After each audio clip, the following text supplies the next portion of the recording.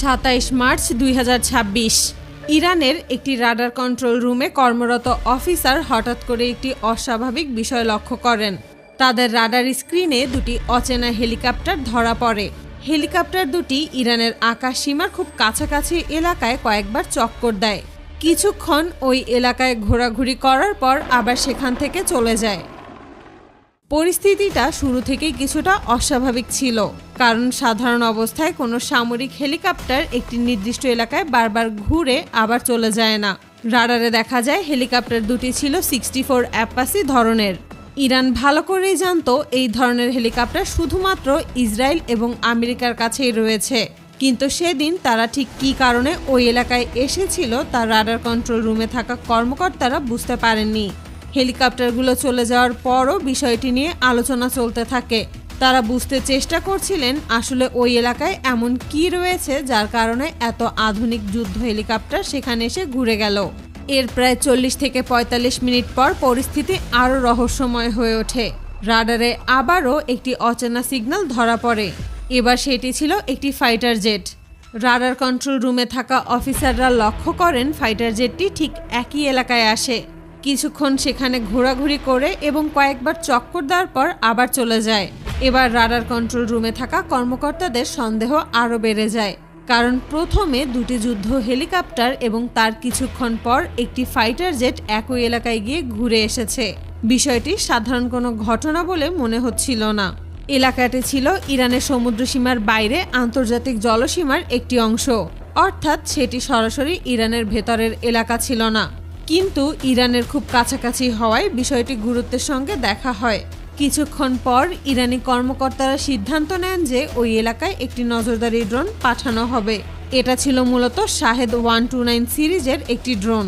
এই ধরনের ড্রোন মাটির কয়েক কিলোমিটার উপরে উঠে নজরদারি চালাতে পারে। ড্রোনের মাধ্যমে দেখা যায় ইরানের জলসীমার কাছাকাছি একটি ইরানি জাহাজকে থামিয়ে রাখা হয়েছে। জাহাজটির পাশে দুটি অচেনা সামরিক যুদ্ধ জাহাজও অবস্থান করছিল।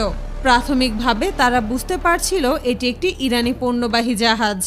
এই তথ্য পাওয়ার পর ইরানি কর্মকর্তারা দ্রুত ওই জাহাজের সঙ্গে যোগাযোগ করার চেষ্টা করেন, কিন্তু সমস্যা দেখা দেয় জাহাজটির ট্রান্সপন্ডার বন্ধ থাকার কারণে। ফলে সরাসরি যোগাযোগ স্থাপন করা সম্ভব হচ্ছিল না। বারবার চেষ্টা করেও তারা কোনো সাড়া পাননি। এরপর ইরানের পক্ষ থেকে সেখানে অবস্থান করা সামরিক যুদ্ধ জাহাজগুলোর সঙ্গে যোগাযোগের চেষ্টা করা হয়। তাদেরকে জানানো হয় যে পণ্যবাহী জাহাজটিকে আটকে রাখা হয়েছে সেটিকে ছেড়ে দেওয়া উচিত, কারণ ঘটনাটি আন্তর্জাতিক জলসীমায় ঘটেছে এবং জাহাজটি ইরানের পতাকাবাহী একটি জাহাজ। কিন্তু ইরানের এই বার্তার কোনো জবাব পাওয়া যায়নি। যুদ্ধ জাহাজগুলোর পক্ষ থেকে কোনো উত্তর দেওয়া হয়নি।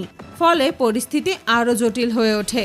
ইরানের কর্মকর্তারা বিষয়টিকে গুরুত্বের সঙ্গে পর্যবেক্ষণ করতে থাকেন। পরবর্তীতে ইরানের পক্ষ থেকে কঠোর প্রতিবাদ জানানো হয়। ঘোষণা দেয় যে একটি নির্দিষ্ট সময়ের জন্য ইসরায়েলের বেন গুরিয়ন বিমানবন্দরের আশেপাশের এলাকায় সাধারণ মানুষ যেন প্রবেশ না করে। বিশেষ করে বিমানবন্দরের 1 কিলোমিটার এলাকার মধ্যে কাউকে না যাওয়ার জন্য অনুরোধ করা হয়। এই ঘোষণার পর পরিস্থিতি আরও জটিল হয়ে ওঠে। কয়েক ঘন্টা পরে ইরানের বুশেহর অঞ্চলের একটি সামরিক ঘাঁটি থেকে একের পর এক ক্ষেপণাস্ত্র উৎক্ষেপণ করা হয়। সেগুলো আকাশে উড়ে যায়। এই ঘটনার পর বিমানবন্দরটিতে ব্যাপক ক্ষয়ক্ষতির খবর আন্তর্জাতিক গণমাধ্যমের সামনে আসে। এদিকে ইসরায়েলের পক্ষ থেকে বলা হয় পণ্যবাহী জাহাজটিকে থামানো হয়েছিল সেটি শুধুমাত্র সাধারণ নৌ পরিদর্শনের জন্যই, অর্থাৎ জাহাজটি পরীক্ষা করার উদ্দেশ্যে কিছু সময়ের জন্য দাঁড় করানো হয়েছিল। এর বাইরে অন্য কোনো উদ্দেশ্য ছিল না বলে দাবি করা হয়। ইসরায়েলের এই বক্তব্যের কয়েক ঘন্টা পর অবশেষে আটকে রাখা পণ্যবাহী জাহাজটিকে ছেড়ে দেওয়া হয়। এরপর ইরানের পক্ষ থেকে আনুষ্ঠানিকভাবে একটি বার্তা দেওয়া হয়। সেখানে বলা হয় ইরানের যে কোনো সম্পদ, পণ্যবাহী জাহাজ অথবা অন্য কোনো জাহাজের বিরুদ্ধে কেউ যদি পদক্ষেপ নেওয়ার চেষ্টা করে তাহলে তার কঠিন জবাব দেওয়া হবে। ইরানের বক্তব্য ছিল স্পষ্ট। তারা তাদের সমুদ্রপথে চলাচলকারী জাহাজগুলোর নিরাপত্তার বিষয়টি অত্যন্ত গুরুত্বপূর্ণ বলে মনে করেন।